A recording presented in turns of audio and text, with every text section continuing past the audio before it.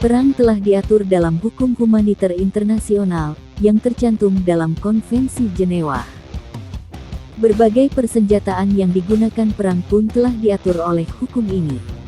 Senjata berbahan nuklir, bom kimia, dan bom biologis secara resmi dilarang penggunaannya, karena dianggap memiliki efek yang bisa merusak lingkungan, mengakibatkan korban sipil, juga menimbulkan penderitaan yang tidak semestinya, dan berkepanjangan, misalnya kanker.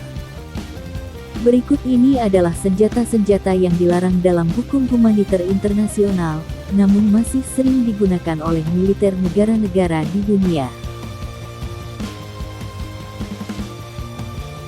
Sebelum lanjut videonya, bagi kalian yang belum like dan subscribe, klik dulu tombol like dan subscribe di bawah ini, agar Anda tidak ketinggalan info terbaru dari kami, karena like dan subscribe itu gratis.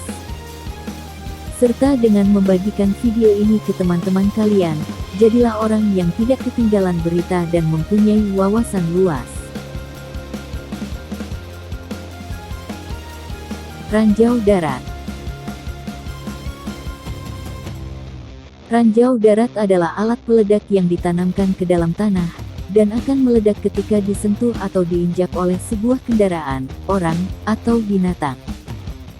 Ranjau darat digunakan untuk mengamankan daerah yang diperebutkan, dan untuk membatasi pergerakan lawan dalam perang.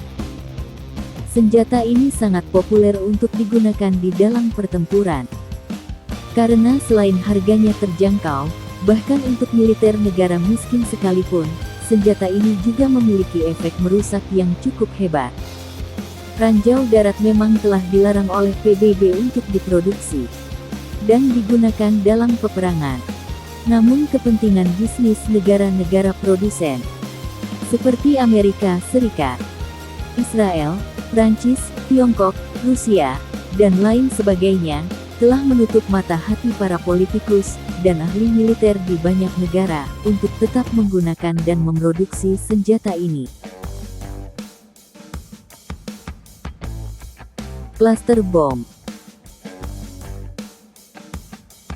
Cluster bom atau sering juga disebut sebagai bom tandan atau bom curah, memiliki mekanisme unik, di mana setelah diluncurkan dari pesawat tempur, bom akan hancur berkeping-keping menjadi ratusan bom kecil berupa kaleng.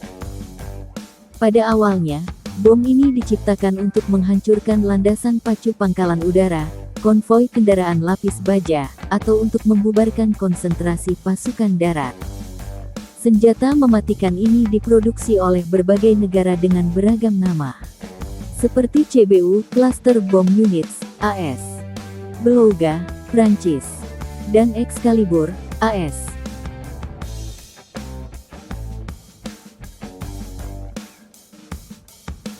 White Phosphorus.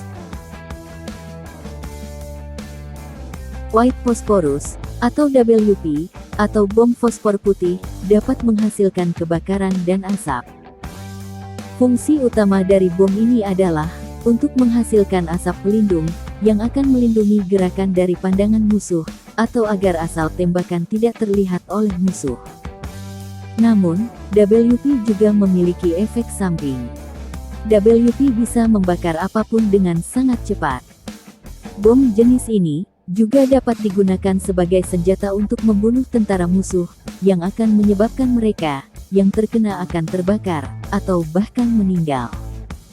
WP yang dimasukkan ke dalam bom, atau misil jarak dekat, dapat meledak, dan menyebarkan api. Fosfor putih yang jadi bahan baku utamanya, dapat mengakibatkan luka dan kematian, dengan membakar jaringan otot, jika asapnya terhirup atau tertelan.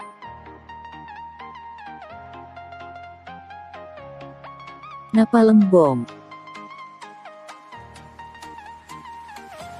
Banyak negara memprotes saat militer menggunakan napalm bom dalam operasi Seroja di Timor Timur tahun 1970-an.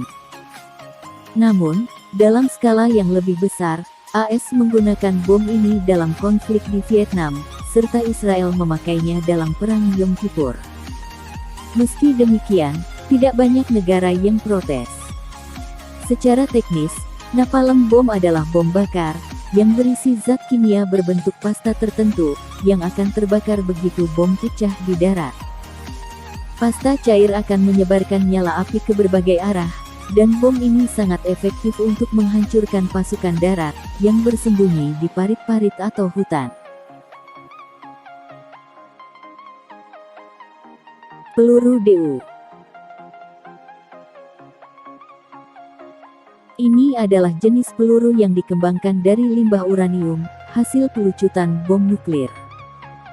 Secara harfiah, depleted uranium atau DU, berarti uranium yang dilemahkan radiasinya.